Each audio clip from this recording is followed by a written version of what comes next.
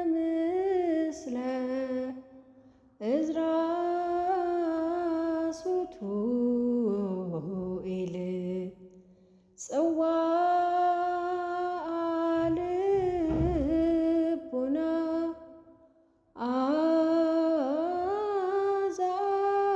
አዛዝታዮ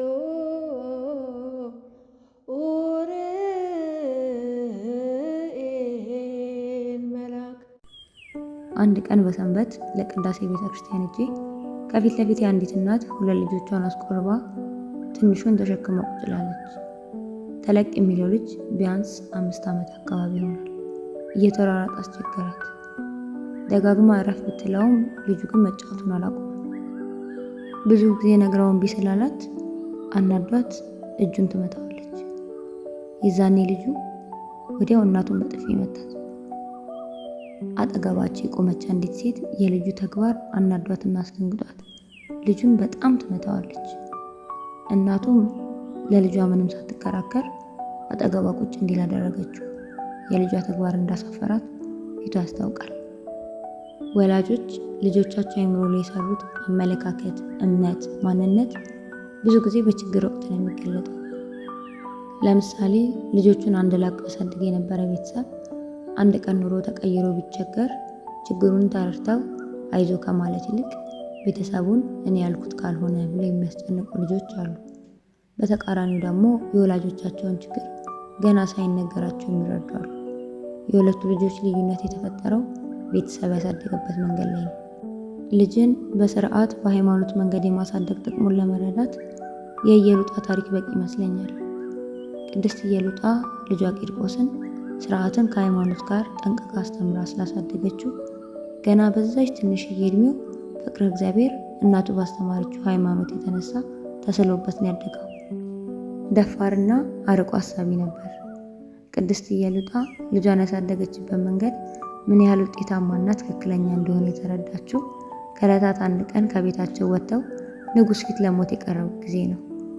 በዛሽ በኖረባት 5 ዓመት በማትሞላ እድሜ ውስጥ ያወቀውን አምላኩን ለመመስከር ወደ ኋላ አላለም። እንደ ልጅ አልታለለም፣ አልፈራም። የንጉሱ ማስፈራሪያ በጨመረ ቁጥር የእሱም ልብ በእግዚአብሔር ፍቅር እየጠነከረ መጣ። ቅድስት ኢየሉጣ ቅዱስ ቂርቆስን ስለ እግዚአብሔር እየነገረች በማሳደጓ ለልጇ ብቻ ሳይሆን ለራሷም ተጠቃሚ ሆናለች። ሞትን ፈርታ ወደ ኋላ ስትል ስለ እናቱ ወደ አምላኩ ጸልዮ አይዞሽ ብሎ ወደፊት የጎተታት በልጇ ልብ ውስጥ የተከለችው ሃይማኖት ነው።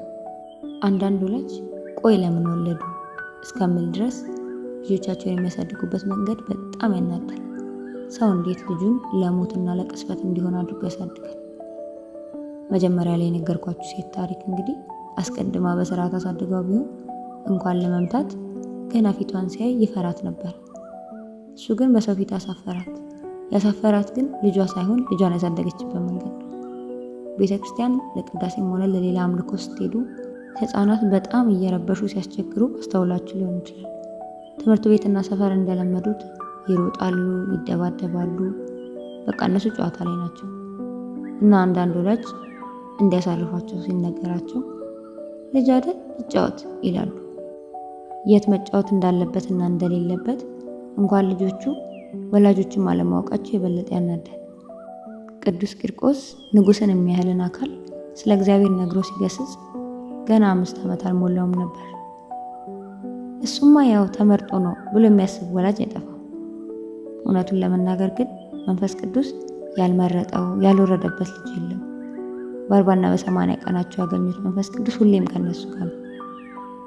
ይልቅ ያ መንፈስ ቅዱስ ይበልጥ እንዲያጠነክራቸው፣ አስተዋይ እንዲያረጋቸው፣ እነሱም እንዲያውቁት፣ እንዲቀርቡት፣ እንዲወዱት እየነገሩ ማሳደግ የቤተሰብ ግዴታ ነው። እባካችሁ ለመዓት ሳይሆን ለምሕረት ውለዱ። እግዚአብሔር በትውልድ ሁሉ ሊምረን ፈቃደኛ ነው። እዝራ ሱቱኤል